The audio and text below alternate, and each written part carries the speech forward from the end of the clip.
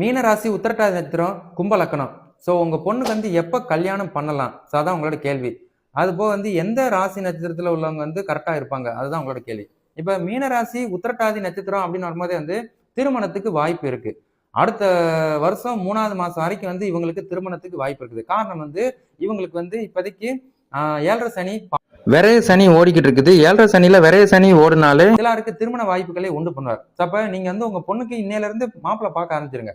மாப்பிள்ளை வந்து இந்த ராசியில தான் அப்படின்ற ஒரு கூற்று உங்களுக்கு வந்துருச்சு அப்படின்னா அது காரணம் வந்து உங்க பொண்ணு வந்து பெண் ராசி வராங்க. மீன ராசி பெண் ராசி சாரத்துல வரும். அப்போ உங்க பொண்ணுக்கு வந்து ஆண் சாரம் வாங்கிய ராசிநாதர்களை வந்து நீங்க திருமணம் பண்ணி வைக்கலாம். அப்ப எக்ஸாம்பிள் வந்து கும்பராசி, தனுசு ராசி, துலா ராசி, அதுபோக வந்து சிம்ம ராசி, மிதுன ராசி, மேச ராசி, இந்த கான்செப்ட்ல எல்லாம் வந்து அவங்களுக்கு திருமணத்துக்குரிய விஷயத்தை நீங்க ஃபாலோ பண்ணலாம். பட் இந்த ராசியை வைத்து மட்டும் நீங்க வந்து திருமணத்துக்குள்ள போயிட முடியாது.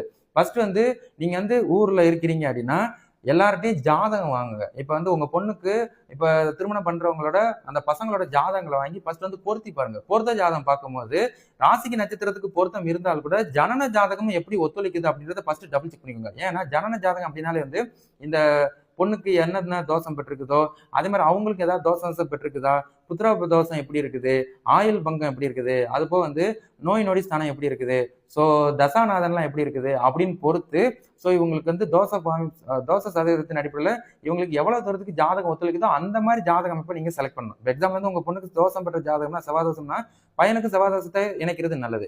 அதே மாதிரி வந்து உங்க பொண்ணுக்கு சுத்த ஜாதகமா இருக்குது அப்படின்னா இப்ப ராசி நட்சத்திரம் ஒரு கூற்றா போயிட்டோம். பட் திருமணம் வரும்போது ஜனன ஜாதகம் தான் அதிகமா பேசும். அப்ப அந்த ஜனன ஜாதகத்துக்கு பையனோட ஜனன ஜாதகம் சுத்தமா இருந்துச்சு அப்படின்னா திருமணம் தாராளமா பண்ணலாம். ஒரு வேலை பொண்ணுக்கு வந்து தோஷமே பெறல, ஆணுக்கு வந்து தோஷம் பெற்றிருக்குது அப்படின்னா நீங்க யோசிக்கணும். அந்த ஜாதகத்தை தட்டி விட்டுட்டு அடுத்த ஜாதகத்தை செலக்ட் பண்ணணும். பையன் அழகா இருப்பான், நல்ல வெல் செட்டிலா இருப்பாங்க, நல்ல வேலையில இருப்பாங்க. ஆனா ஜாதகம் சரியில்லாட்டினா பொண்ணு ஆசைறது மோகம் 100 நாளுக்கு அப்புறம் திருமண வாழ்க்கையை சொல்லிக்கிற அளவுக்கு இருக்காது. ஸோ ஏகப்பட்ட சம்பவங்கள் நீங்களே நடந்திருக்கிறது பார்த்துருப்பீங்க சோசியல் மீடியால. அதனால ஜாதகங்களை ஃபர்ஸ்ட் செக் பண்ணிக்கோங்க. உங்க பொண்ணுக்கு ஜாதகம் எப்படி இருக்குதோ அதே சாயல்ல வந்து உங்க பார்ட்னருக்கும் அவங்களோட பார்ட்னருக்கும் அமைப்பது நல்லது. அப்படி இல்லாட்டினா நீங்க மாட்டிக்கிடுவீங்க. சரிங்களா? மற்றபடி வந்து இவங்களுக்கு அடுத்த வருஷம் 3வது மாசம் வரைக்கும் திருமணத்துக்கு இப்போ ஒரு மாலை பூத்து இருக்குது. ட்ரை பண்ணுங்க.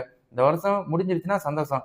ஒரு வேலை அப்படி எதுவும் நடக்கல அப்படின்னா மறுபடியும் அடுத்த வருஷம் 3வது மாசத்துக்கு மேல மறுபடியும் இந்த மாதிரி கமெண்ட் பண்ணி என்கிட்ட கேட்டு தெரிஞ்சுக்கோங்க. சரிங்களா?